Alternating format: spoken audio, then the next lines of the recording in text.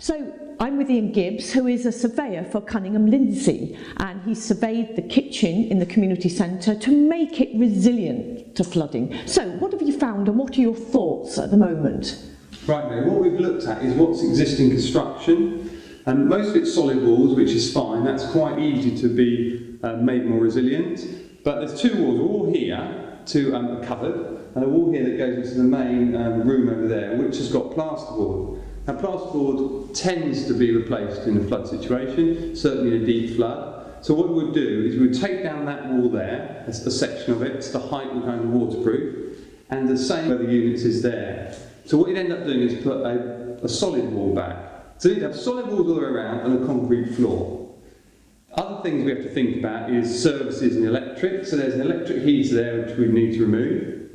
There's also electrics that come from next door at low level. So we can't have them affected. So what we do is from the meter cupboard, we drop the electrics through and down into the sockets. Then basically everything up to sort of this sort of height would be waterproofed and tiled, so it's a clean surface. So we'd have like almost an indoor swimming pool. So water comes in through the door, because we're not keeping it out, and then you'd be able to decontaminate, wipe down the surfaces, and the actual structure would be fine. Obviously we've got to put a kitchen in, that's one of the things we're going to do, and there's a stainless steel unit that we're going to use, because it's a very resilient kitchen, and we can slot that under there, and therefore they keep their cups and crockery and things, and then you can just pull it out and decontaminate afterwards. And obviously the rest of it will be designed to suit. Just a question, what kind of adhesive and grout would you use in this situation? Yeah, good question, mate, because what we need to make sure is what we put down won't need drying. Decontaminating but not drying, so we use waterproof grouts and waterproof adhesive, and that means we're very confident that that tile will stay down in a flood. Yeah, it's interesting you raised that. That's great.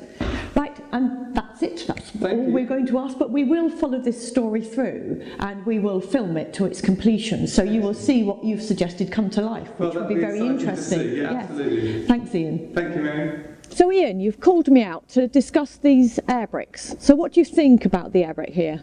Well, the problem we have is when low-level floods come along, then the brickwork's quite impervious, modern brickwork, to water. But as soon as you've got a hole, obviously the water's going to get in. So you have to deal with all the holes where pipes go through, or here where we've got an air brick, which is beneath the modern floor.